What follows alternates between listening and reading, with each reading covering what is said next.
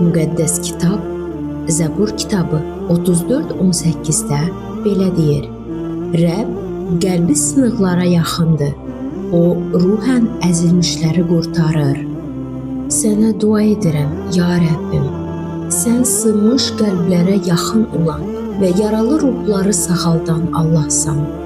Mənim qəlbim çox vaxt yorulur, amma sənin varlığın mənə təsəllidir.